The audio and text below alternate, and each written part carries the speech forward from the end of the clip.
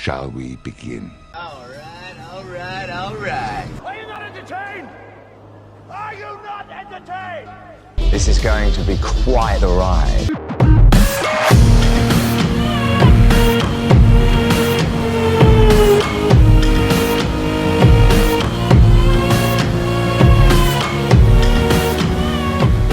Hello, everybody, and welcome to the Movie Pit Podcast. I am your host, Christian, and normally this is where I would say we talk about all of the latest breaking big movie news that has come out throughout the week. Also talk about the movie trailers and movies coming out in theaters, although we're going to be doing that.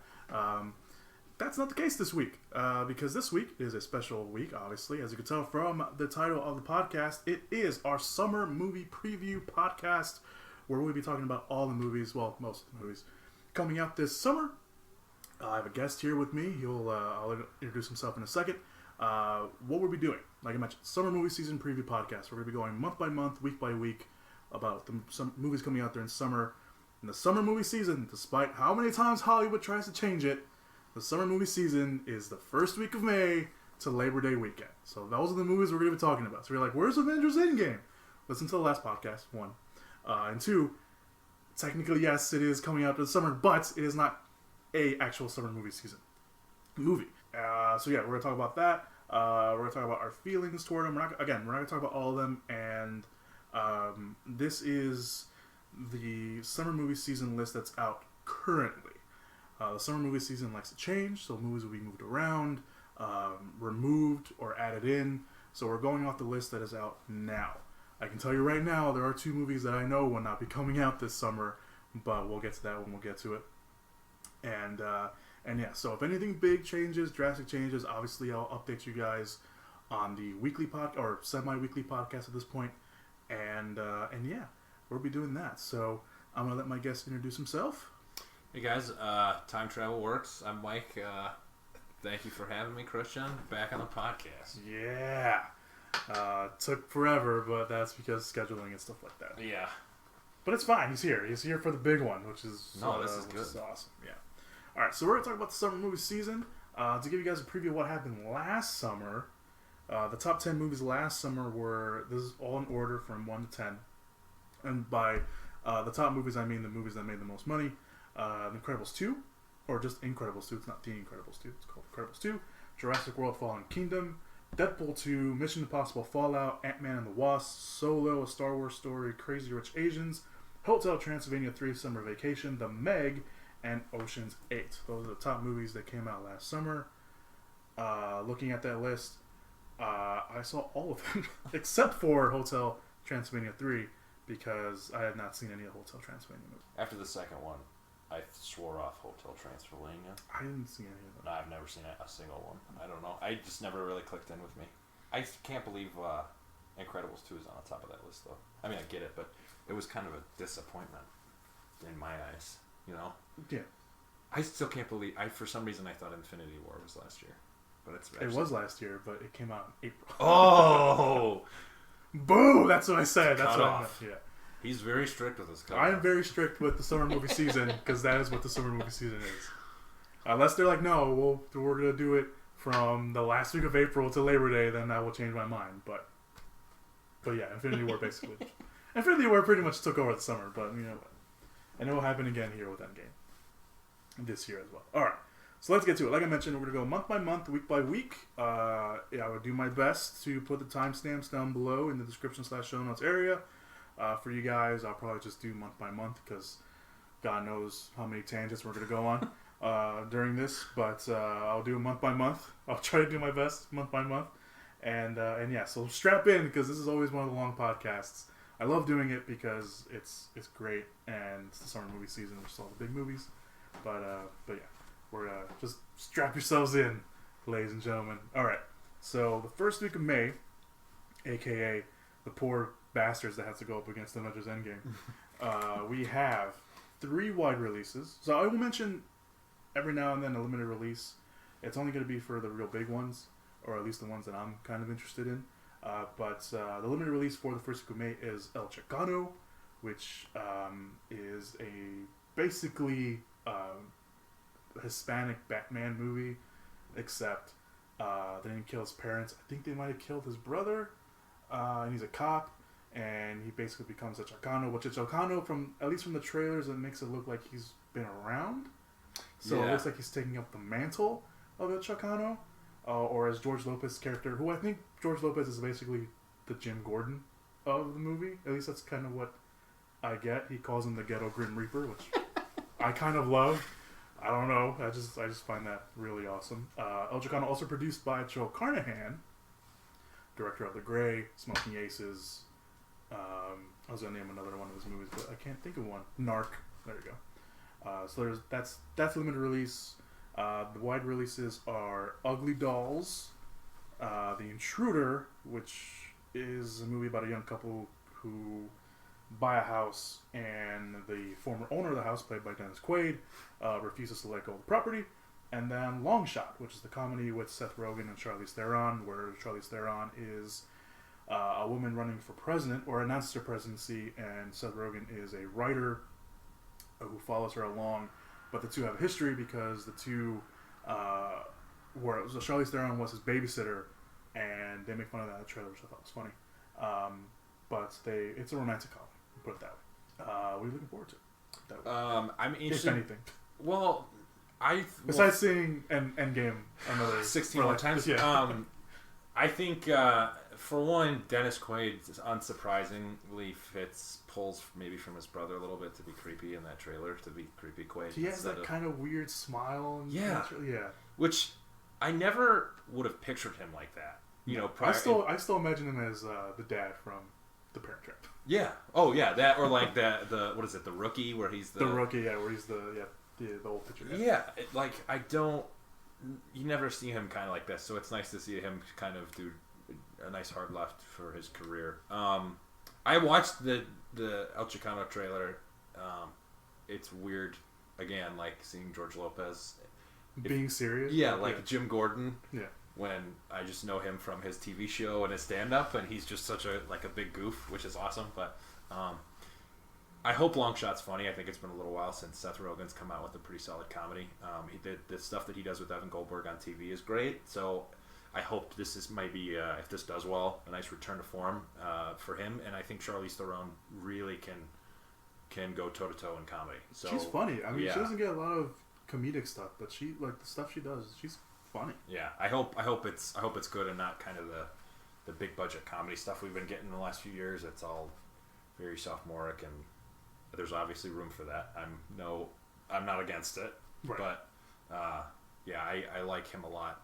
I will never be able to pay that any real credibility that the two of them would be romantically involved, but yeah, it's weird, but hopefully the movie makes it. Yeah, they'll probably make a lot of jokes about it. All right, so that's the first week of May. The second week of May, aka the other poor bastards that have to deal with Endgame.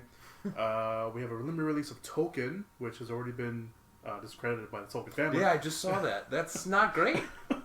And there's a biographer too that said it's going to create misconceptions about his life. Yeah. So take that for what you will. If you want to go watch it. Get your tickets now. Nicholas Hoyt is playing Tolkien. So that's a limited release. Maybe even more limited now. We have another movie called Palms, which we're not going to really get to because I doubt it'll actually get a release. The Hustle, which is a gender-bend remake of Dirty Rotten Scoundrels with Anne Hathaway and Rebel Wilson. Female scam artists. One low rent and one higher class, as the synopsis put it. And then we have Detective Pikachu coming out, which I will admit right now I'm looking forward to that. Even though I was one of the biggest naysayers when it was first announced, because I didn't like the Detective Pikachu aspect that they were going to go with it. I don't know what they would have done, but I just didn't like it. And I didn't like the fact that it was going to be a live-action CGI. Mm-hmm. Then I saw the trailer, and I was like, past you, go fuck yourself, because this looks awesome. Yeah, I agree. I when I heard they were making it, and I heard that they cast Ryan Reynolds as Detective Pikachu. I mean, I like Ryan Reynolds. I do too. I like him a lot, but it felt very much like those Deadpool movies do pretty well. Let's get that guy. Yeah. I heard that it was Danny DeVito, right? It was supposed to be Danny DeVito. Well, fans wanted Danny DeVito. Oh, okay. I don't know. Whatever. I don't like. Whatever. But there was a meme about the Ryan Reynolds casting, and like its producers like, oh, we gotta find someone. Like Ryan wants you to do it. Like, no, and Ryan Reynolds like, no, I'll do it. It's like, no, we need to like pika pika, motherfucker. So I thought that was really funny. I don't know why. I just thought that was really funny. But yeah, I mean, it looks funny. It looks great. I mean, everything that he apparently did some motion capture for it. Really? Face wise. Okay. He wasn't just on his knees like, yeah, I'm gonna go, yeah. Yeah, I mean, that's really the only movie I'm looking forward to that weekend. I mean, The Hustle looks fine. It's not something that I'm going to be like, I got to go watch The Hustle right now, despite how much I love Anne Hathaway. And they really like lean hard into the Dirty Rotten Scoundrels remake to the point where like I didn't know that that's what they were going for, but when they're talking on like the promenade on that waterfront, it looks exactly like Dirty Rotten Scoundrels. So that was the first thing I thought of, and then I don't see a problem when they gender bend the stuff. It's a nice way of rebooting without kind of gonna have those direct comparisons, but it just feels very much like Rebel Wilson will just do her thing in this scene and blah blah blah. It doesn't. I don't know. Yeah. I mean, I'm nothing against Rebel Wilson. I'm not the biggest Rebel Wilson fan. Yeah. But seeing the opposite of her and then Anne Hathaway, like, yeah, that's probably gonna lead to some funny stuff. No, sure, yeah. I'm looking forward to it. I'm not a hater. I'm not one of those people who's like, no, this is bullshit. But just if you're releasing that movie the same day as Detective Pikachu, no, I'm gonna go watch Detective Pikachu. Absolutely. All right, so the 17th we have again 3 other movies. The Sun Is Also a Star, which is based off a young adult novel. The trailer just bores me, but whatever. We have Dog's Journey, which is a sequel to A Dog's Purpose, which also stars Dennis Quaid. Dennis Quaid getting that big old paycheck.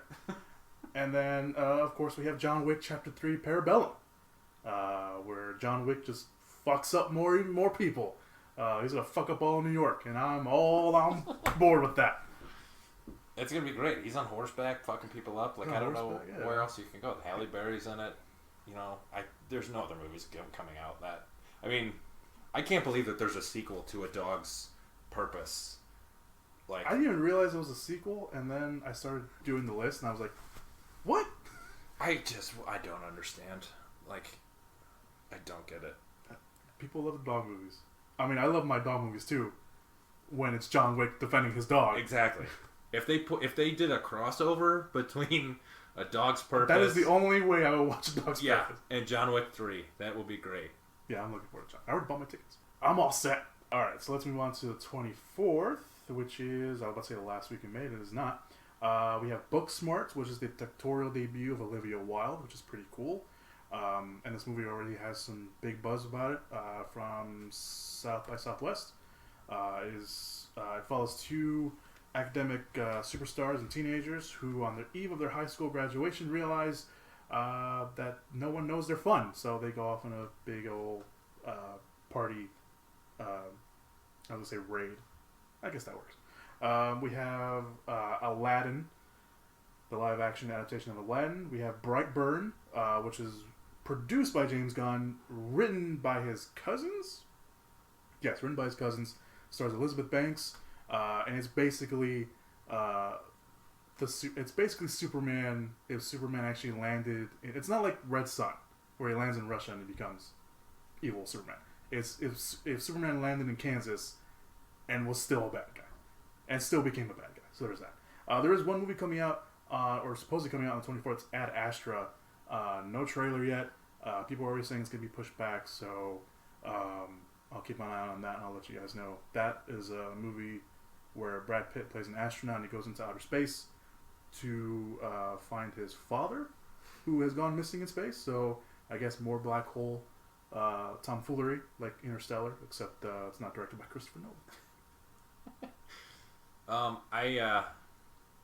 I don't know necessarily if that will be as entertaining without having Leo DiCaprio, because I know that since I saw the trailer for Once Upon a Time in Hollywood, I just want them together in every single movie, and for him to be Leo's stuntman. That was all. I laughed when that line happened. Yeah. Oh yeah. What was the first movie you said? Booksmart. Okay. Which yeah. Was, I'm very excited about that. I think, as awesome as it is that Disney buying Fox, and we have an opportunity for Galactus and X-Men, you're going to lose a lot of stories like that aren't going to be able to be produced by like A24 or things like that. So the more of this stuff that we get, the better. And the fact that it's getting this buzz, she's obviously worked with a lot of great people, so she's kind of, over the years, you develop kind of an eye as these actors kind of, transitioning to directing succeed a lot of time. And I think, is it Jonah Hill's sister that's in that movie? Is that the one that I'm thinking of? I can't remember what her name is. If that's who I'm thinking of, but I'm really looking forward to that movie. Yeah, definitely. Yeah. I'm looking forward to Brightburn. I don't know what it is about Brightburn. It's gonna be Brightburn's gonna be one of those movies where it's gonna be like, this could be really, really awesome, and I'm sitting in theater like, what the fuck am I watching? Yeah, I don't know how they were gonna avoid the Superman comparison. Like litigation. Like even the trailer looks like Superman. Yeah, like it's like Man of Steel. It's supposed to be like that. I feel like it's supposed to be like that, but at the same time, it's like, no, wait, what are you doing? Yeah, serial killer Superman. Yeah. And then there's Aladdin. Oh, brutal. I'm not looking for it. Will Smith. You're never gonna live up to Robin Williams for one, and just he does his Will Smith woo in the trailer. That like it does, yeah. Oh no. That's all right. Well, we'll see about that. That'll We'll talk about Will Smith later on the podcast, but for something that actually looks interesting. Yeah. So we'll talk about that. All right. So the last week of May, the 31st, we have 3 movies. Talk about counter programming. Blumhouse's Ma, which stars Octavia Spencer, who is a lonely woman who befriends a bunch of teenagers, and then of course they realize, oh shit, no, it's a grown ass woman in the middle of nowhere. We're in trouble. Then there's Rocket Man, which is the biopic about Elton John, played by Taron Egerton. And then we have Godzilla, King of Monsters. Tell me what do you think I'm looking forward to. You tell me. You just really were talking so much about Ma before we started recording. It was awesome. I can't wait for that movie. I actually am interested in watching Ma. But that most recent trailer for Godzilla, it really kind of put it over the edge for me. The other ones were, I mean, there was always an interest, and I think the last couple of films that they've done in this kind of monster category has been interesting, but it gave you the plot basically, but it didn't give you the ending, which a lot of these trailers end up doing, and it's another film that really embraces what it is. It just seems like it's going to be, big kaiju battle, which... It's not like, oh, we're going to hide Godzilla and Rodan and Ghidorah and Mothra for like an hour. Like, no, we're going to fucking just throw them in your face right now. Yeah, I'm excited for that one. And then, what was the one right before that? Ma, King of Monsters, Rocket Man. Rocket Man. I hope that's really good. From my understanding that Taron Egerton is singing. Yeah, he does his own singing. Yeah, and there was it the Oscar after the Oscars? They did a little party and him and Elton John sang sang one of the songs. It's the song they sing in the trailer. I can't remember the name of the song, but yeah, one of the songs they actually did their own. That's pretty cool. Yeah. I have not seen Bohemian Rhapsody, but that was kind of course, you're never going to mimic Freddie Mercury, but I like that there's kind of some balls and saying like, hey, we're going to try something, and you kind of go all out. Because I don't think it's going to be a straight biopic. Like even like it looks bombastic. Like they're going to play like it's going to be like a fantasy almost element to it. Yeah, which is if you're going to tell Elton John's story, I think that's a good way to go about it. Yeah, embrace the drug use and the craziness of the 70s and the 80s. Yeah, I hope that's very good. And then if not, just see Godzilla 4 times. Yes, exactly. Yeah, that's what I'm doing. All right, so that's all of May.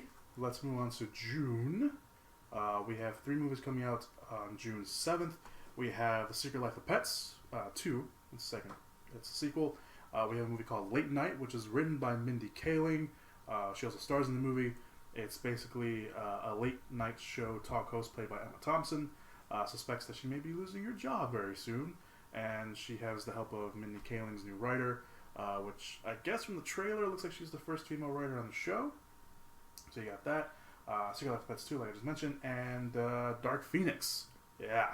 Look at you. You're gleaming with hope for Dark Phoenix there, Mike. I just can't wait for this to be buried and done. First Class was entertaining, but just there's no way that this movie is not a Frankenstein monster like Justice League. And probably worse. Yeah. Like we were saying before, that trailer, the first couple, it's like the worst of Bryan Singer's X-Men movies, which I don't even think he was on for Last Stand.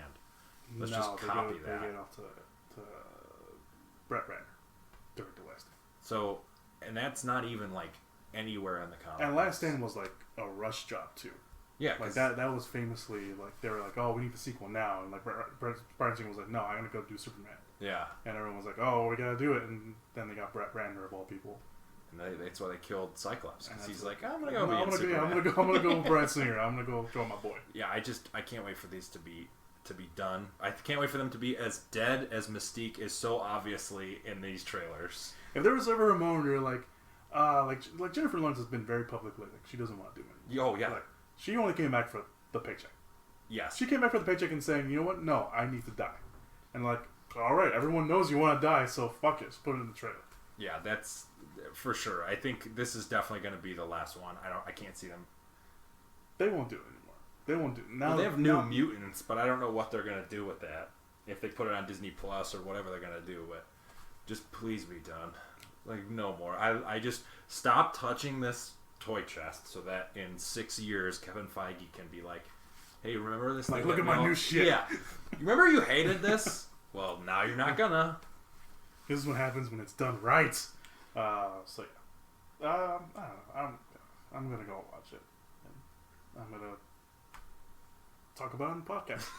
At least, I mean, at worst, it'll be a good hate watch. Exactly. Alright, so let's move on to the 14th. We have a limited release called The Dead Don't Die, which is about a peaceful town called Centerville, where it finds itself battling zombies. The movie stars Adam Driver, Bill Murray, Tilda Swinton, Selena Gomez, Caleb Landry Jones, Steve Buscemi, Danny Glover, and Tom Waits. Again, limited release, so there's that. But the 14th, the wide releases, we have two. Shaft, the new Shaft movie, where it's Shaft's son. Shaft is played by Samuel L. Jackson. The new Shaft Jr. is played by Jesse T. Usher, which was the son of Will Smith in the last Independence Day movie. And then you have the original Shaft, Richard Roundtree. So this is a nice little sequel to all those. And then the last movie coming out on the 14th is Men in Black International, which stars Thor and Valkyrie and whatever Brian Mills, Liam Neeson's character from Taken, and Emma Thompson and Rebecca Ferguson. Oh, I'm sorry, Chris Hemsworth, Tessa Thompson, Liam. Yeah, there you go. I will 100% see. What is it? The Dead Don't Stay. The Dead Don't Die. Dead Don't Die, just because of that cast. Like, I have to see. At least, hopefully, that even if the script is terrible, that there's some sort of cool chemistry. I mean, Bill Murray's in anything, I'll probably see it. Bill Murray and Adam Driver play the sheriffs of the town. Oh, have to see that now. So yeah, that's pretty good. Yeah. I did not see Men in Black 3. I didn't watch it either. I hear Brolin did a pretty good Tommy Lee Jones. People that made the movie said that he did a pretty good Tommy Lee Jones, which they're going to try and solve as hard as they can. But this looks promising. They're taking the chemistry of Tessa Thompson and Chris Hemsworth, and I think Chris Hemsworth's strong suit, realistically, is comedy. I think he does Thor great, but Thor really didn't come into his own until they started playing him for comedy. So the only problem that I have with these trailers is it's so obvious because the Hive can mimic people that it's either going to be like Liam Neeson or Emma Thompson, or somebody's going to be a bad guy. I think it's going to be Liam Neeson. Yeah, someone will. It's going to be something like that. But and I'm hearing Kumail Nanjiani's voice at any point makes me laugh because he's just hysterical. He plays the little tiny guy in the trailer. Yes, that's going to be fun. I'm looking. I mean, I it's been so long since I've seen any of the Men in Black movies. Like, I haven't seen the first one, like, in at least 10 years. I don't know if it even holds up, you know? I think I'm the same way. I haven't seen it in such a long time. It's not that I don't want to watch it, it's like, it never pops up. So. Yeah. And I remember part 2 vaguely. I know Rosario Dawson's in it, and there's a point in the movie where she flies off in space for some reason. Is that the one that's, is it not Callista Flockhart. Laura Flynn Boyle's the bad guy. And Johnny Knoxville's like her little henchman. Is that the second one? That might be the second one, yeah. Such a memorable movie. It's such a memorable movie. Yeah, I think that's what it is. Oh, man. Why do they keep making these? All right. The 21st, you want to talk about real counter-programming. Anna, written and directed by Luc Besson. where we have a woman called Anna, who is a model who is actually one of the world's most feared government assassins. The movie stars Sasha Luss. She hasn't done anything. She's actually a model turned into an actress. Cillian Murphy, or Cillian Murphy, however you want to pronounce it. Luke Evans and Helen Mirren. There's that. There's Toy Story 4, which is Pixar. And then Child's Play, the new Child's Play movie. So, yeah, counter program. Make sure you take your kids to the right movie when we're talking about toys. I'm weirdly looking to all these. Oh, I saw the first when I saw the trailer for Anna. There's only one. I was like, okay, it's directed by Luc Besson. I like Luc Besson, despite rumors of him touching people inappropriately. But there's a part in the trailer where it's like, okay, this is basic, kind of almost straight to DVD. Yeah. And then she starts fucking people up in a restaurant with plates. And I'm like, no, yeah, fuck yeah, I'm gonna watch this. I'm optimistic about that movie. I like the cast. I like his work. But I don't know how often model to actor translates well enough. It does, yeah. I mean, I hopefully it just plays more to her strong suits. Yeah. Not a lot of dialogue. Yeah, not a lot of dialogue. Just her just shooting people, beating the crap out of people with plates. Because she pulls that off very well from the trailers. But yeah. Toy Story 4 I do not think should have been made. To me, it just feels like a total cash grab. The way that Toy Story 3 ended, it's the perfect ending. When it came out, all the kids that grew up with Toy Story were giving away their toys and going to college. This is just a cash grab. So I'm gonna see it. I'd like to say that I boycott it, but no, I'm gonna go. Keanu Reeves is in it. So Keanu Reeves is in it. What is he playing? Like a astronaut or something? It's something like that. Yeah. I can't remember the name, and it's something pretty awesome. But I don't know. There's gonna be that nostalgia factor where as soon as I hear Woody and Buzz, I'm gonna get the goosebumps. Be a kid again. Okay, I'll watch. And then Child's Play. What do you think? I like Mark Hamill voicing Chucky this time around. I was gonna say I really love Mark Hamill. It sounds like they're changing it up where it's not a possessed doll. Yeah, from the trailer, it looks like maybe it's almost like he's Skynet. Yeah, in a way. Yeah, like a malfunctioning robot. Yeah. Which is interesting. It's different. I mean, God knows that there's been so many of these movies with the possession. Changing the voice actor is bold because that's such an iconic voice. Because Brad Dourif is... Yeah. He's Chucky. When you think of Chucky, you think of Brad Dourif. So, I don't know. I think not comedy, I'm sorry. Horror has gone in such a direction where this kind of doesn't exist anymore, where you've gotten so far towards Conjuring and that sort of stuff and Annabelle. So maybe this can spark kind of a comeback for something like that, but I don't know if audiences are really hungering for stuff like this. What did I watch? The Crystal Ball Llorona. I watched it. I was sitting in the theater, and there was this group behind me. But it was like a family. It was like a mother and father and like her two kids. People were like our age. Yeah. And as soon there's a shot where it's the new Andy, and it's the camera and it swoops around. And you see Chucky in the corner. Immediately they're like, "Oh, it's Chucky! It's Chucky!" And you just like, "Oh, it's like okay." They say that's the excitement you want. Yeah. From that trailer. But yeah, I don't know. I mean, the whole I say Skynet as a joke, but it kind of seems like that. Yeah. Because you don't see. I mean, they would have given in the trailer like, "Oh no, he's a possessed doll by a guy who knows voodoo magic somehow." I love the original Child's Play. I'm not bashing it, but come on, that's a little ridiculous. But yeah, it seems kind of like a guy like he's controlling cars. It looks like, and he's controlling drones at one point.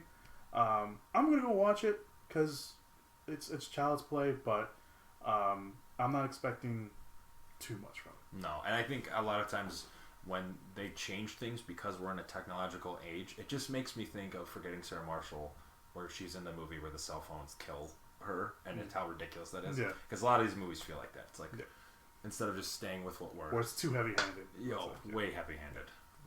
So we'll see how that turns out. So the final week of June, we have Yesterday, which is directed by Danny Boyle.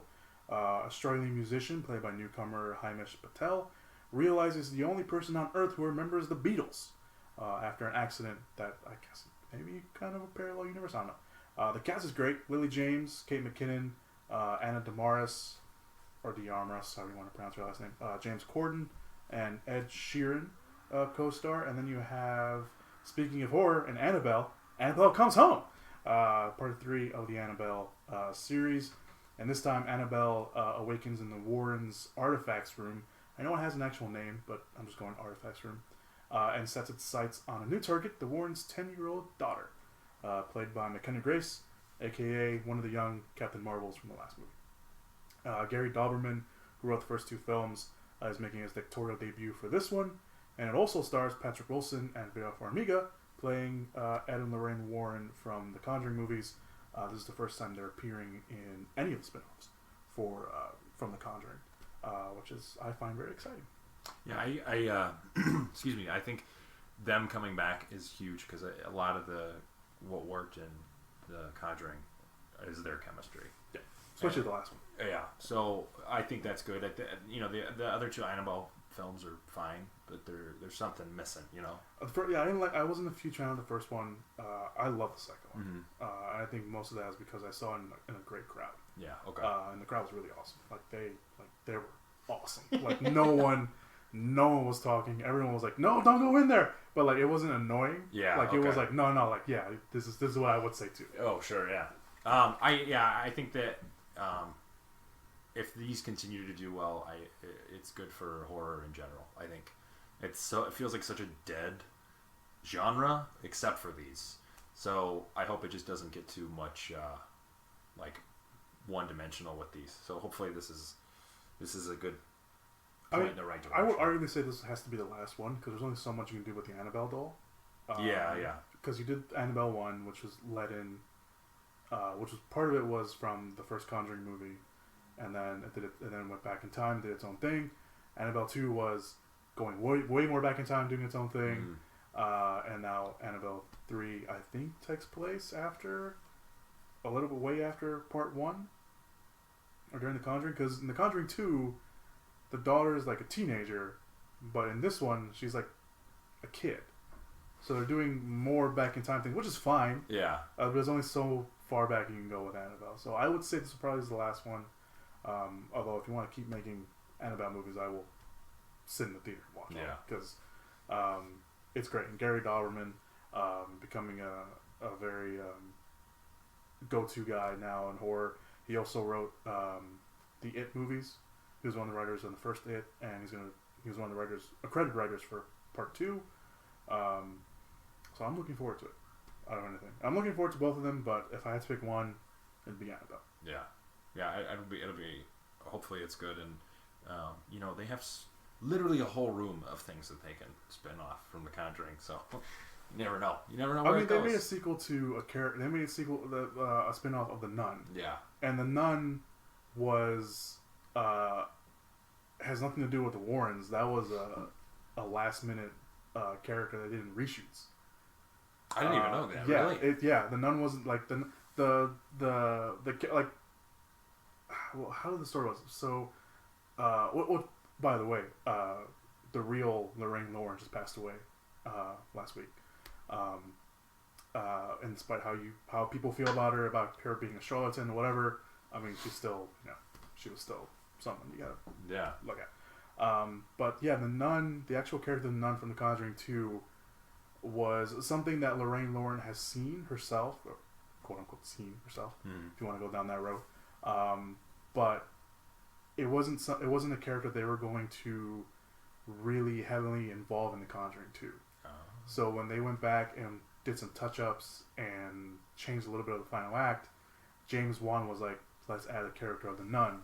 So the Nun, not actually something the Warrens have dealt with, it's a character that was completely new that they redid. Wow. Yeah. And then there's the Crooked Man from part 2.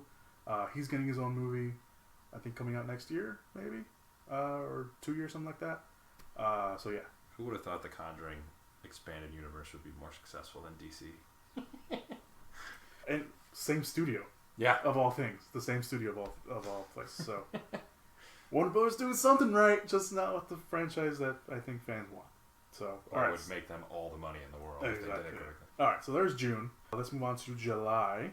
And July 2nd, although originally it was supposed to come on July 5th, but they're like, no, we want more of that money. So July 2nd is Spider-Man Far From Home. Of course, Peter Parker and his friends go on vacation to Europe. Peter finds himself trying to fend off some elementals with the help of a maybe villain, maybe turning villain at the end, Jake Gyllenhaal's Mysterio. And of course, Samuel L. Jackson and Colby Smulders will be returning as Nick Fury and Maria Hill. Everything they make is pretty much gold, so I'm expecting it to be good. It's interesting that they're in the first sequel take him out of New York when just it feels like he's starting to finally become Spider-Man. They took him out of New York and the aftermath of Endgame. Of all things. Yeah. Like, no, we're going to take you out of New York and you just saw your mentor die and you're now part of a world where everyone was gone and now they're back. I think maybe that's intentional. It'll be a nice way to pull it out of just that whole realm and be something completely different. I was hoping that we would get Gyllenhaal in a comic book movie because I think he's a phenomenal actor. Who knows? Like you said, with what they're going to do with Mysterio, because in the animated series, he, from my memory, isn't that how he's introduced? Where he's like a good guy, but he's orchestrating all this stuff to happen to make himself look good. Yeah, I think that's something that I can't remember if it was from like the comic, like the early comics of him, or like the TV show. Yeah. Where he was doing that, where he was trying to make himself be a good guy, but he was really pulling the strings behind the scenes. And there's theories of that, like all the elementals are just things that Mysterio let loose, and he's going around saving.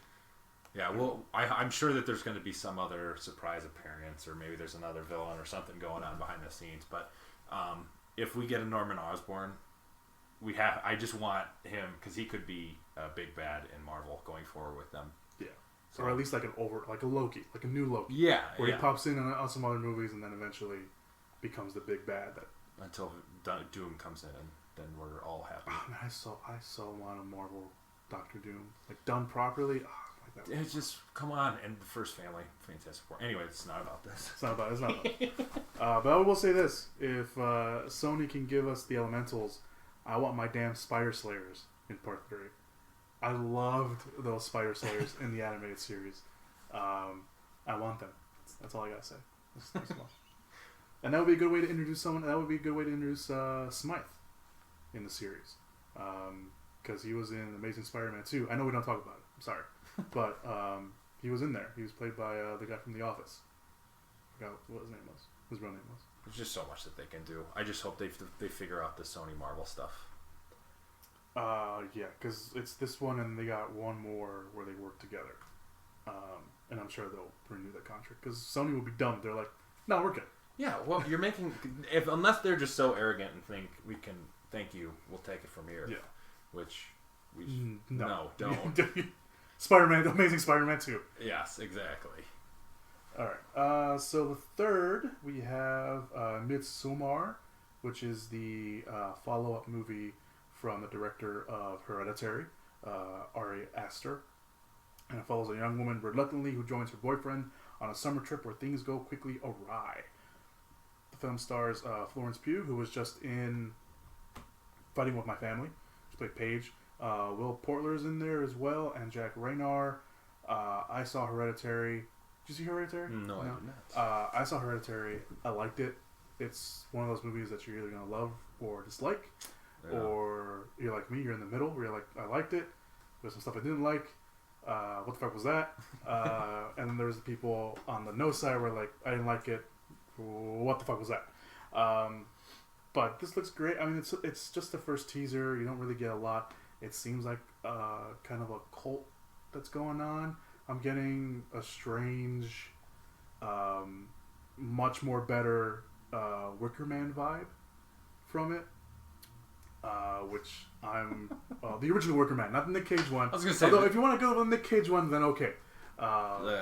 Won Oscar for best film ever made. Exactly, yeah, and his awesome performance. I mean, not the bees. I mean, I don't want to do it because I won't be as good as Nick Cage. If you're ever sad, just watch the cut of him throughout that movie. It's just we're just going around punching, punching people in the face and screaming, overacting, hamming it up. It just will make you smile. You know what? If you never watched it, watch it because it's something you have to experience. Yeah, I wouldn't say that. I'd say just don't spend the 2.5 hours watching it. I don't think it's going to be good. You can just have it on in the background Yeah. while you're doing something else. And you'll be fine. Alright, so let's move on to the 12th. We have 3 movies coming out that weekend. We have Crawl, which is directed by Alexander Aja, who directed High Tensions, the Hills Have Eyes remake, and Piranha 3D. And it follows a young woman while attempting to save her father during a Category 5 hurricane, and finds herself trapped in a flooding house and must fight for her life against alligators. Yes, there was a movie in the summer where someone has to fight alligators, because that is what we've come to. There's also 21 Bridges. It is produced by the Russo brothers, and it also stars King T'Challa himself, Chadwick Boseman, Tyler Kitsch, former Commissioner Gordon J.K. Simmons, and it follows a disgraced detective in New York who is given a shot at redemption when he has to hunt down 2 cop killers. And then we have Stuber, which is directed, or not directed, sorry. This is what happens when you read your outline too fast. A detective, you guys know if you listen to my podcast enough. It is a detective played by Dave Bautista, aka Drax, who recruits his Uber driver, Stu, played by Kumail Nanjiani, who will also appear in a Marvel movie in the future, The Eternals, in an unexpected night of adventure. Also in the movie is Nebula, Karen Gillan, and Iko Uwais from the Raid movies. So that's the 12th. I'm looking forward to Stuber because I think it's funny.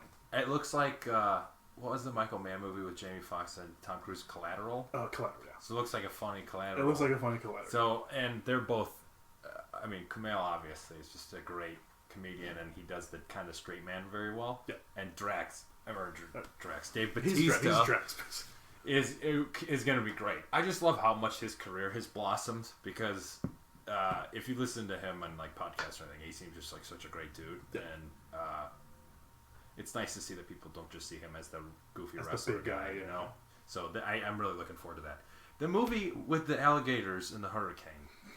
If you took the alligators out of that movie and just had like a young girl trying to survive in a house while it's flooding and made it like some serious drama, like the movie with Ewan McGregor and Naomi Watts, the Impossible, and played it seriously, that could be a really interesting drama. Like, but Mike, alligators. Oh my god, And then 21 Bridges trailer just came out this week. Looks fine.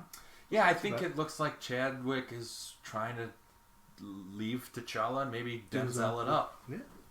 And this is actually his first movie he's producing under his own name. So it's nice. Good for him. Good for his bank account. Yeah, well, for sure, because he's got that double paycheck. Yeah. Then we go up to the 19th, all by itself at the moment. The Lion King. I'm weirdly looking forward to this. Jon Favreau, who directed The Jungle Book, which I had no faith in, and then I saw it because I was not a huge Jungle Book fan as a kid. So I went in totally just a blank slate. Yeah. Saw it, loved it, and Lion King is arguably my favorite Disney animated movie. And I am ready to cry again when Mufasa dies. Spoiler alert. It's a 20-year-old movie, fuckers. I think this is their linchpin for these movies. I think as beloved as a lot of the other ones have been, I mean, like if you fuck up Lion King, that is really going to change. You can fuck up Aladdin because whatever. Someone was telling me that the reason that they're doing this is because Walt Disney said that they need to remake them every chunk of years so that new generations of children can enjoy them. I can see, and you know what? And since we're talking about the live action movie, like everyone's like, "Oh, why are they remaking all the animated movies?" You got a brand new batch of kids. Yeah.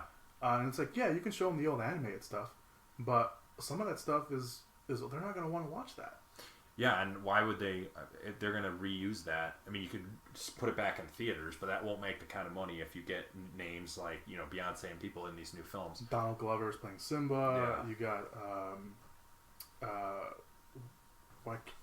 his name's right in front of me. Where is it? James Earl Jones. Jesus Christ. James Earl Jones playing Mustafa again.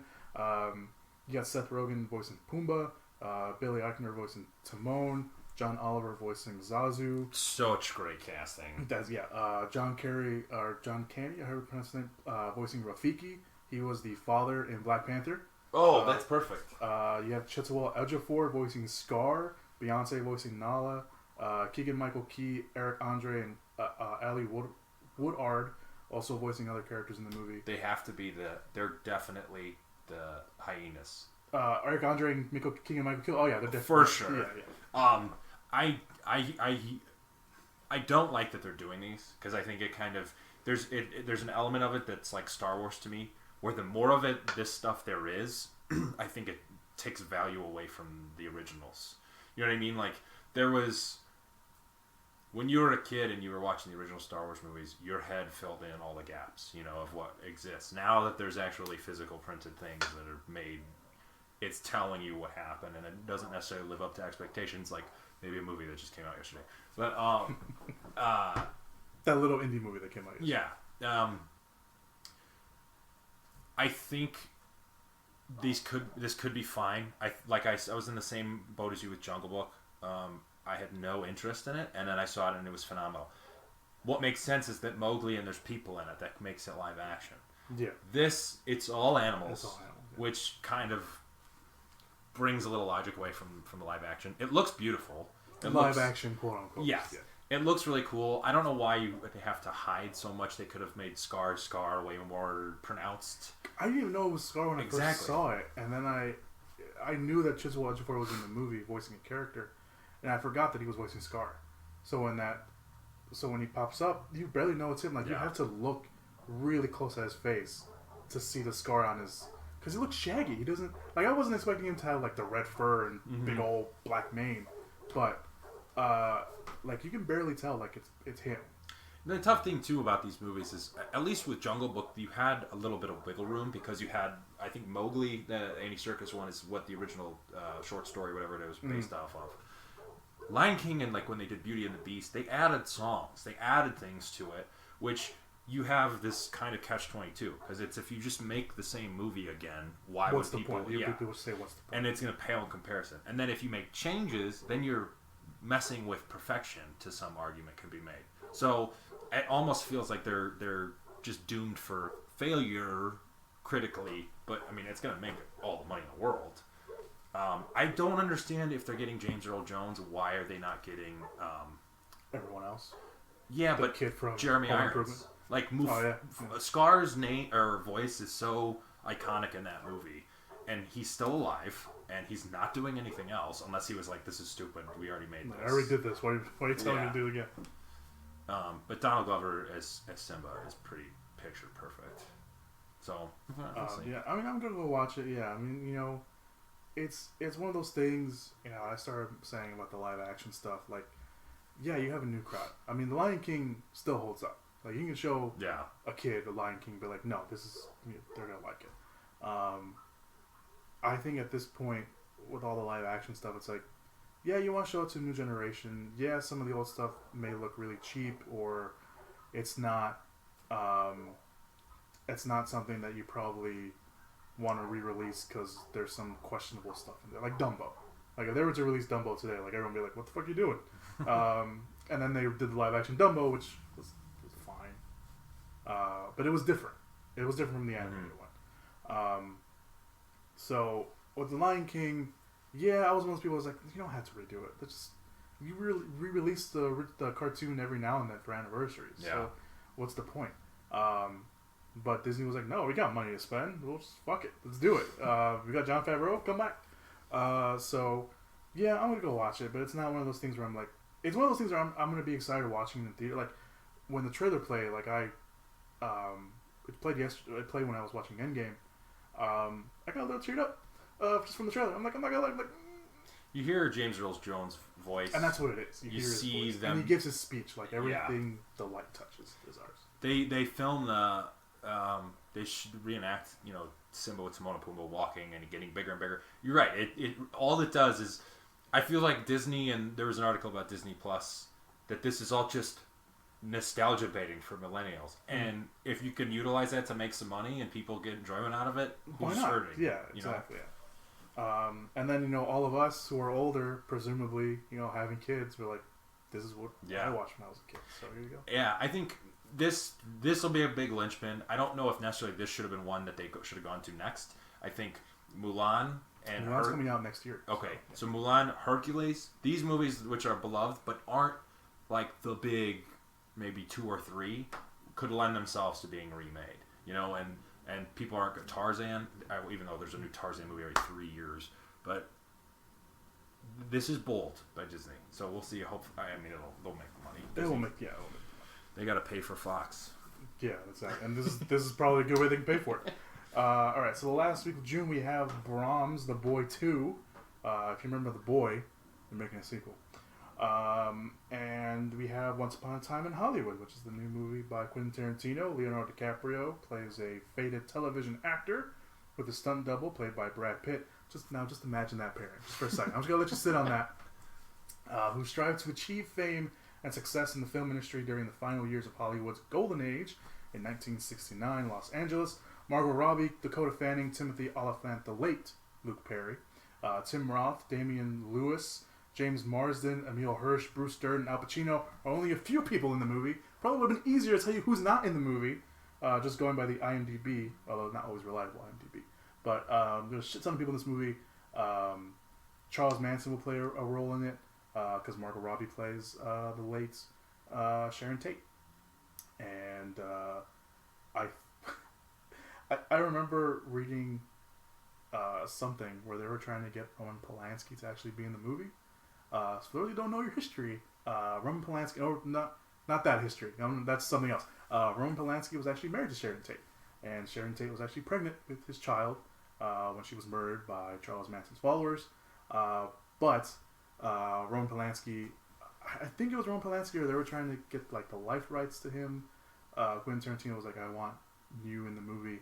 I don't know if he's going to play himself or something to that effect, but only Quentin Tarantino can be like, I want Roman Polanski in my movie. And people are going to be like, is he going to be in it? Okay. No, I don't think so. Oh, okay. I was going to say, because isn't he wanted in the States? Yeah, if he comes in the States, he's going to get arrested. Unless they film it somewhere else. Paris, wherever he's living right now. So yeah, Once Upon a Time in Hollywood, the 9th movie of Quentin Tarantino.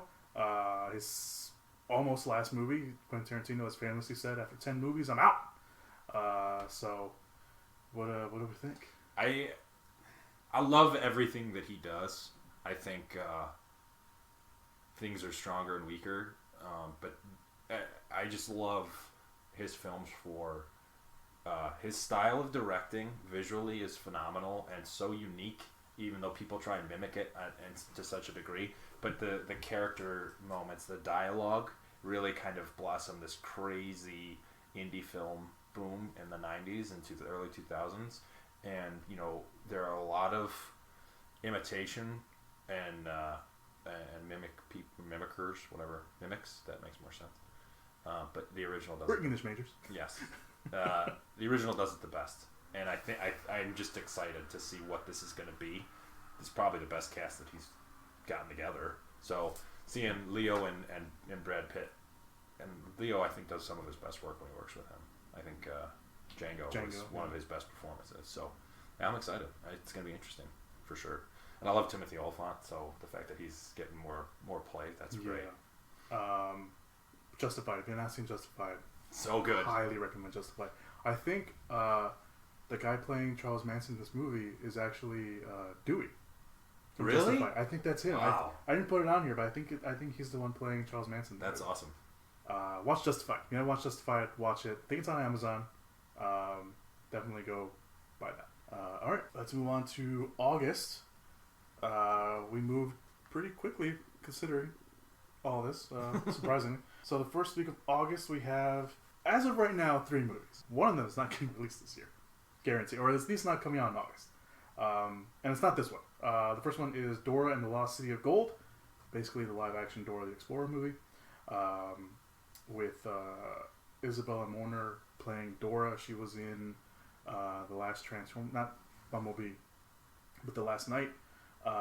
She was also in Sicario 2. She played the daughter of the little girl, the only little girl in the movie. You also have Michael Pena in there. He's not playing Luis, unfortunately. You have Eva Longoria in there. I think they play her parents. And then you have Eugenio Debrez in there as well.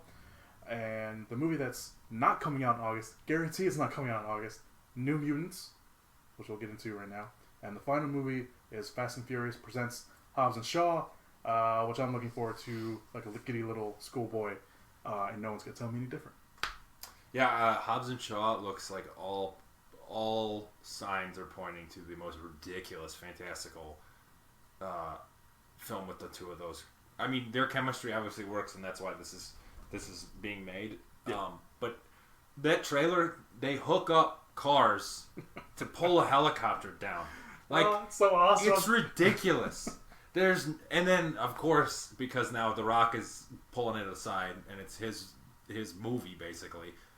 They're bringing in the Samoa stuff. They're fighting with melee weapons. I don't know how they're going to be like, oh, everyone's guns are gone. But it doesn't matter. Because that's not why you're there. Exactly. You're not watching these for logic.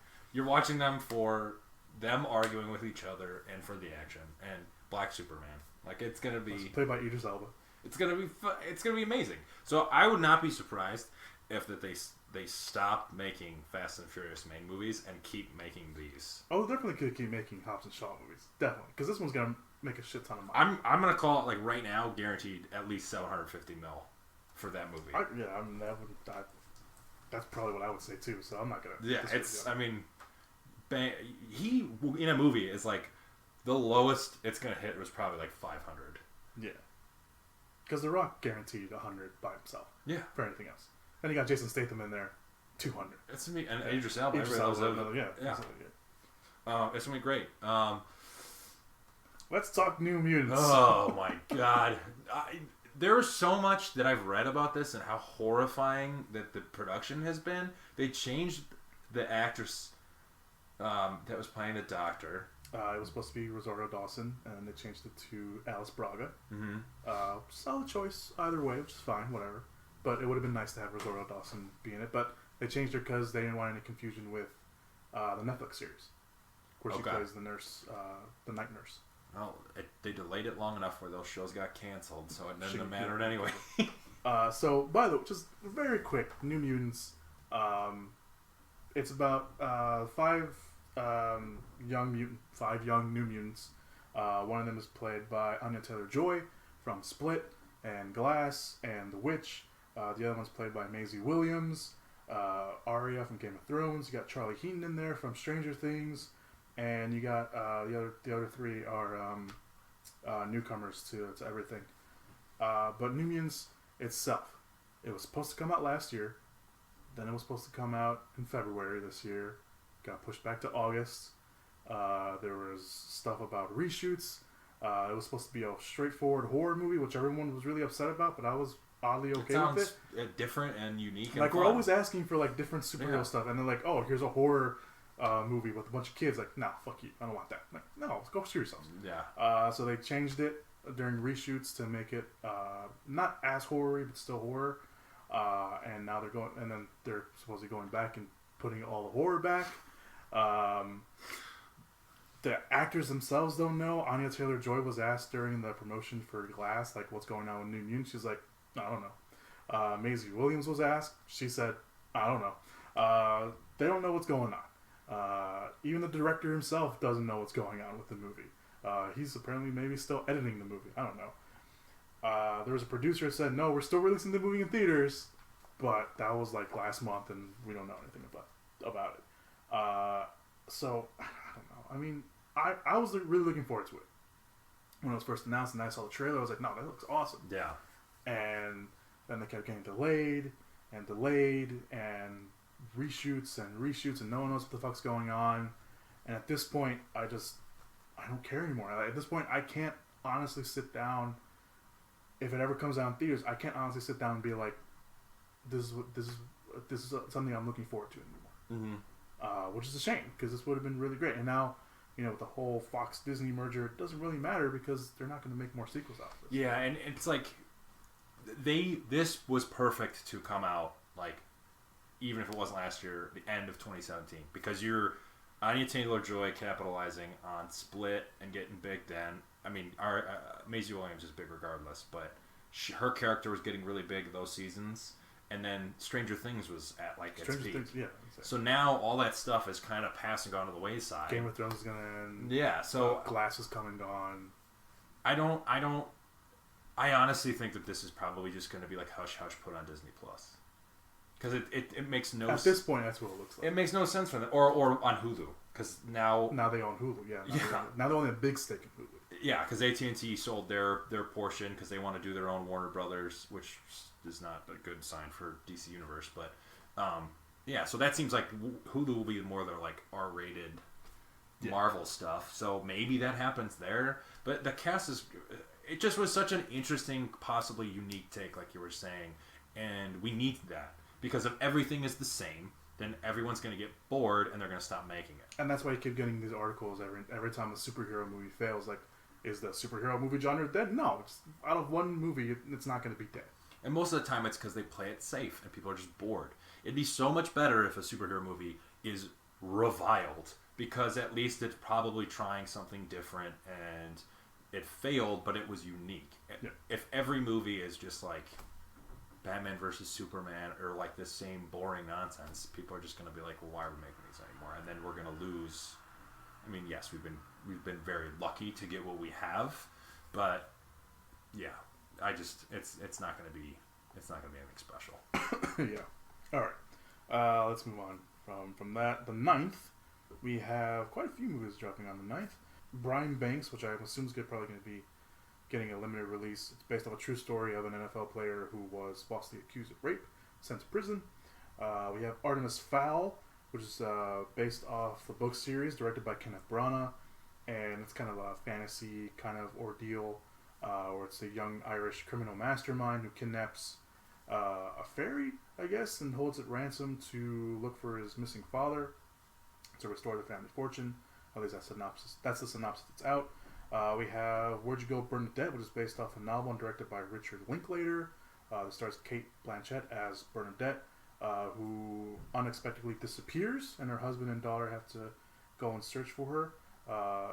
That movie stars Mr. Manhattan. Oh, I'm sorry, Billy Crudup. Kristen Wiig, a cheetah from Wonder Woman. Judy Greer, the wife of Ant-Man, from Ant-Man, and then Lawrence Fishburne from Ant-Man and the Matrix. Then we have The Kitchen, which is based off a comic, and that follows the wives of New York gangsters in Hell's Kitchen in the 70s, who continue to operate their husband's racket after they're locked up in prison. Ironically, even though the first few names I'm going to mention are comedic actresses, this is actually a full-blown drama or crime thriller drama. Melissa McCarthy, Tiffany Haddish, Elizabeth Moss, Domhnall Gleeson, Common, James Badgedale, and Margot Martindale star. And then finally, Scary Stories to Tell in the Dark, which I'm very giddily, that's not a word, but that's okay, looking forward to. As an English major, I've decided, I consulted with the council, giddily now is a word, so you can use it. Okay, great, awesome. Scary, I really want that to be so good. I think everybody our age read that. Yeah, when they were young, and for sure. I feel like it's been in development hell for years. It's been for a while, and then Guillermo del Toro, who wrote the movie or came up with the story, he's involved. Had been attached to that for a while too, and he actually owns original artwork from the guy who drew Scary Stories to Tell in the Dark. And a little tangent, when I went to LA a few years ago, when at the LA Museum who had the exhibit for Guillermo del Toro from the stuff that he has in his house, I saw some of the original art pieces that were there. And oh, wow. Yeah, they're really awesome. If they can somehow... And it's directed by Andre Orvedal, who directed Troll Hunters and The Autopsy of Jane Doe. If you've not seen any of those movies, but if you really want to watch one, I'd recommend The Autopsy of Jane Doe, because that will give you a very good sense of his directing style and what he's going to do with Scary Stories to Tell in the Dark.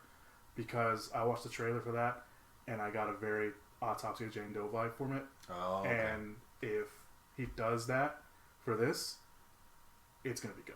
Yeah. Yeah. If there's so much of what made that book great is the visual that you got. Yeah. The art.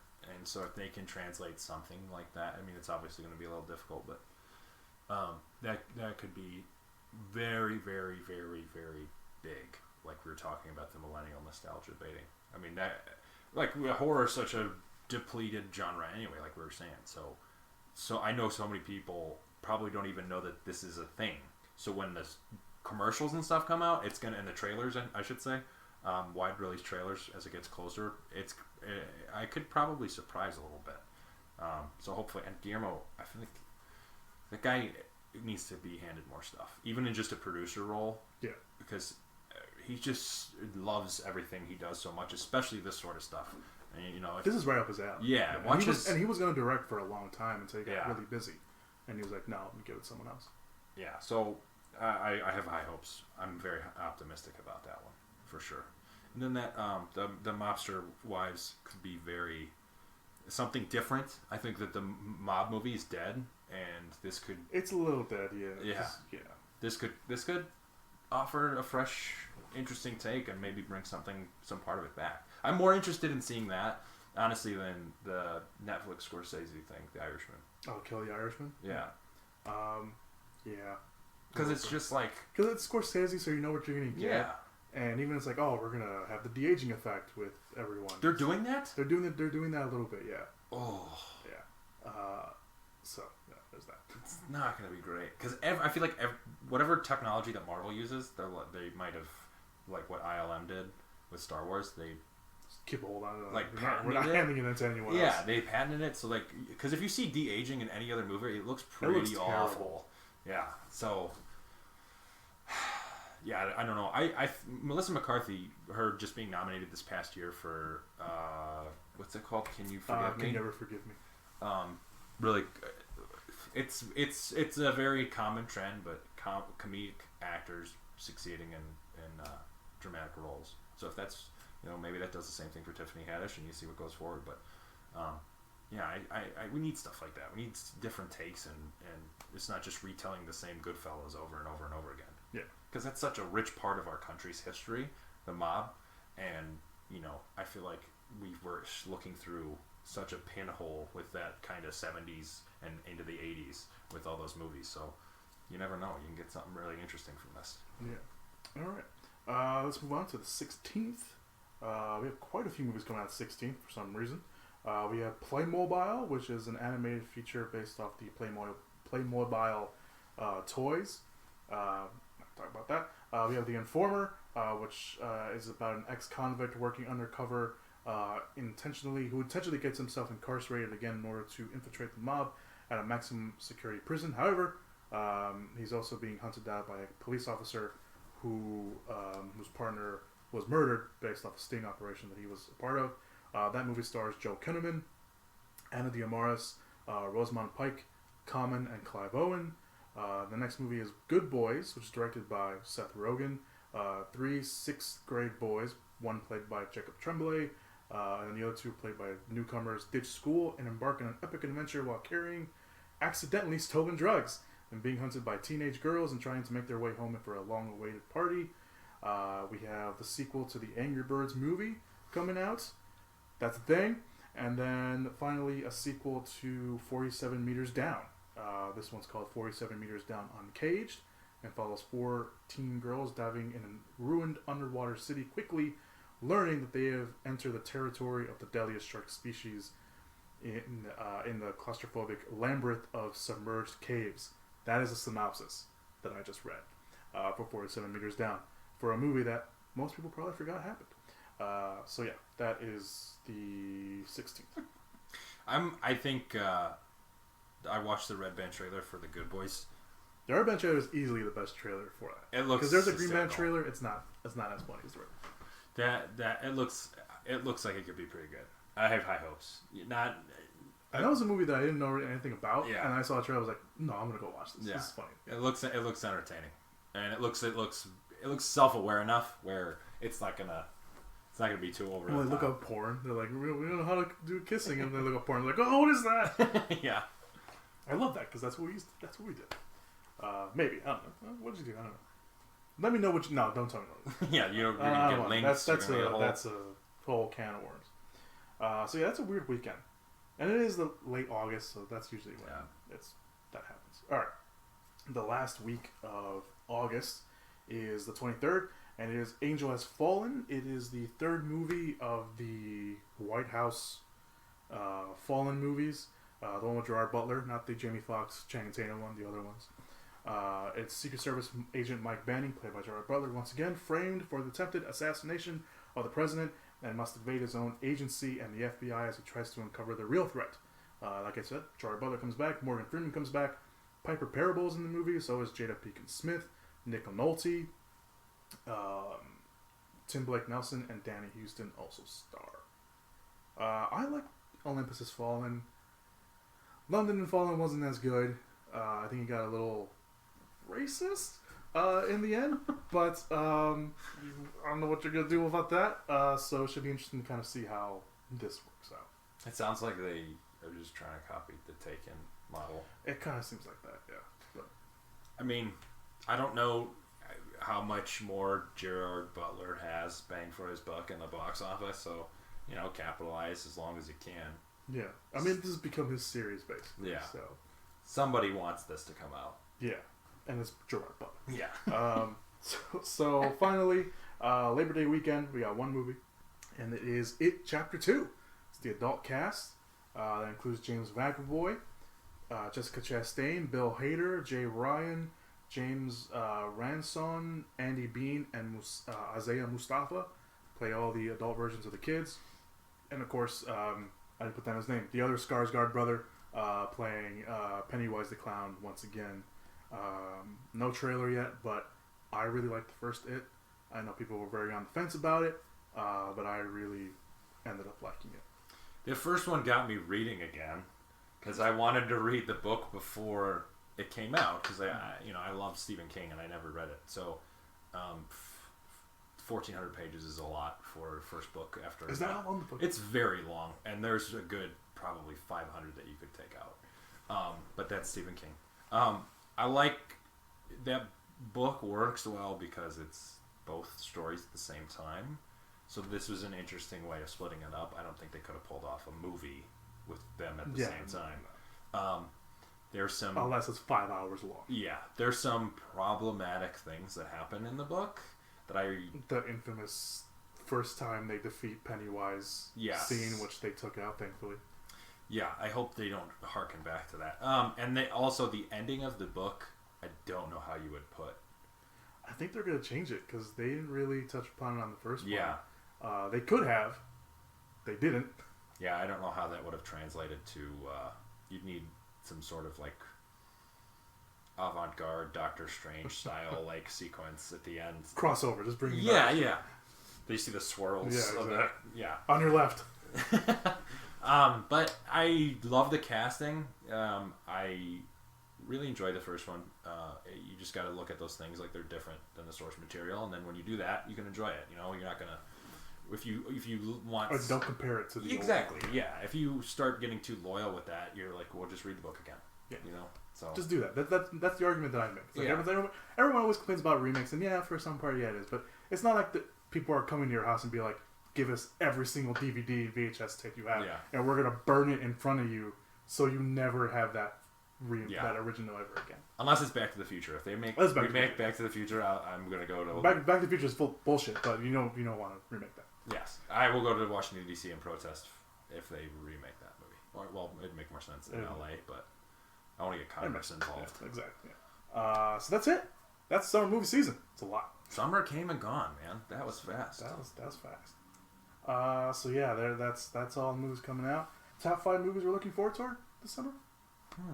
I would say Hobbs and Shaw is definitely up there. John Wick 3. I'll throw Lion King in there because I want to see what it's going to be. It Chapter 2, that's 4. And I really want to see how this girl gets away from those alligators in the hurricane. That'll be my 5. Crawl. Yeah. You're the only person that's gonna have Yeah. Crawl on their list. I'm going to wear a shirt, probably get a tattoo. All right, so the top 5 movies I'm looking forward toward. You mentioned a couple of them: Hobbs and Shaw, John Wick. I'm looking forward to Godzilla, Spider-Man, and Detective Pikachu. My real answer for 5, number 1 is Spider-Man. I'm honest. I mean, if we're taking more movies off the list, then yeah. Yes. so change. That's just a given. Then Crawl would go back on. it. Yes, of course. Next summer, little preview. Obviously, things change. But next summer, I'll give you guys a little preview. May. Right now, there's Greyhound, which is a movie led by Tom Hanks, which I think is going back to his war movie roots. Legally Blonde 3. Scooby, which is a Scooby-Doo movie. Quiet Place 2. A new SpongeBob movie. And Fast and Furious 9. For June, Wonder Woman 1984, the new Candyman movie, which is being produced by Jordan Peele, In the Heights, which is based off a Broadway play, one of the other Broadway play that was done by Lin-Manuel Miranda, Top Gun 2. In July, you have Free Guy, which is an action comedy with Ryan Reynolds, Minions 2, new Ghostbusters movie, a Bob's Burgers movie, which is pretty cool, Morbius, because Sony fucking it up. This is why you can't take your shit back. Jungle Cruise, which will star Dwayne Johnson and Emily Blunt, and the new Christopher Nolan movie coming out in July. And then in August, you have Coming to America 2, and the long-awaited Bill and Ted Face the Music. And then the Labor Day weekend next year is Monster Hunter, which is based off the video game, that will star Mila Jovovich, Ron Perlman, and Tony Jaa. That sounds like a movie should have came out in 2006. It should have, but whatever. So yeah, that's next summer. This summer, obviously, we just ran through it. If you want to hear it again, timestamps are down below, because I'm not repeating all those movies again, because that's too long. So let us know what you are looking forward toward this week. Jesus Christ. Looking forward toward for the summer. Give us your top 5. Again, all the social media links are down below. Instagram, my personal Instagram is actually down there because I don't have an Instagram for the podcast. I have a Twitter for the podcast that I don't use. I use every now and then, but that'll be down there. Facebook is down there as well. What else is down there? WordPress, where I do my written reviews. I'm going to start getting back in that game. What else is down there? If you listen to this on YouTube, you can just comment down below. If you're listening to this on iTunes, because the podcast is back on iTunes, let me know through social media. Or if you want to leave me a review, you can. I'm not going to say for 5 stars. I'm not going to be needy. You can give me whatever you want. Give 5 stars. Give me Don't 5 be stars. weird. Give me 5 stars. Come on. You can give me 4 stars. I'll go as low as 4. Maybe even 3. Because, whatever. No, but, don't be weird. Don't be that guy. Yeah, do that. And, yeah, just let me know what you're looking forward to. Because we got a big summer coming up. And it's going to be awesome. I'm going to be at the movies a lot. Like a lot. I don't know how I'm going to do it. But I'm going to be there. I'm going to be there. I'm going to be sitting down. I'm going to be watching Crawl with Mike. Look forward to that review when it comes out. Tweet them pictures of alligators. So yeah, that's it. Thank you guys so much for listening to the podcast. I really appreciate you guys, as always. Thank you to Mike for being on the podcast. Thank you for having me, man. We're going to try to have more Mike on the podcast in person, if we can. No promises. But he will be involved more, hopefully. And that's it, guys. That's all I got for you guys. Thank you so much for listening to the podcast. As always, be safe. Have a good summer. I mean, this is going to be up there all the time, but I'm just going to tell you right now, have a good summer. And be good people. And as always, here on the podcast, go watch some movies. All right. Whoop whoop! Yeah!